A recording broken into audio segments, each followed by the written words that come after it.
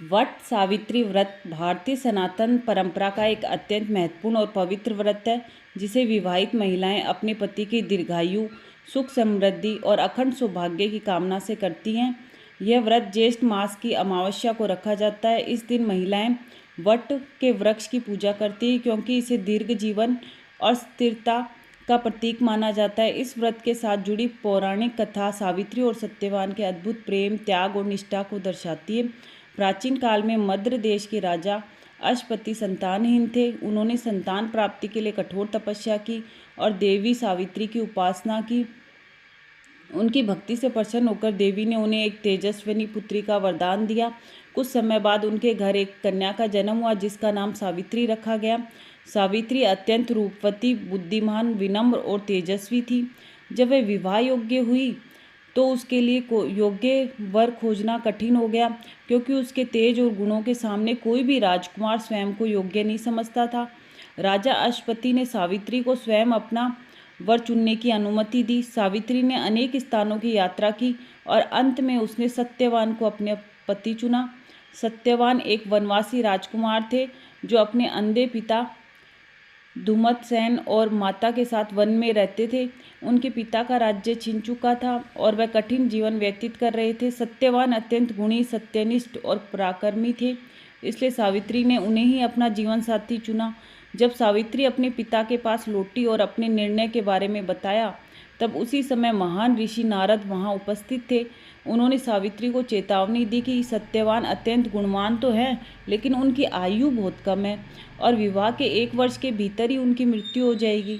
ये सुनकर राजा अश्वपति चिंतित हो गए। उन्होंने सावित्री को अपना निर्णय बदलने के लिए कहा, लेकिन सावित्री अपने संकल्प पर अडिग रही और उसने कहा कि वह केवल एक बार ही वर का चयन करती है और अब वह किसी अन्य से विवाह नहीं करेगी।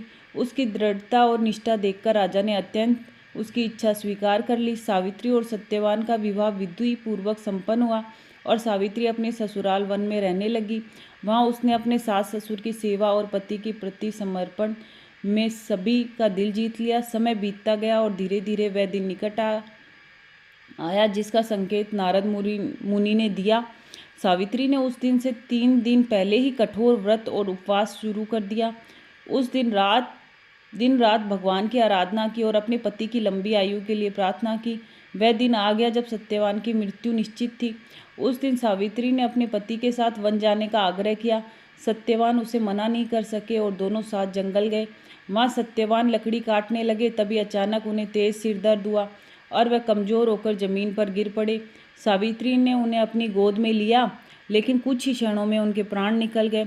उसी समय मृत्यु के देवता यमराज वहाँ प्रकट हुए और सत्यवान की आत्मा को अपने साथ ले जाने लगे।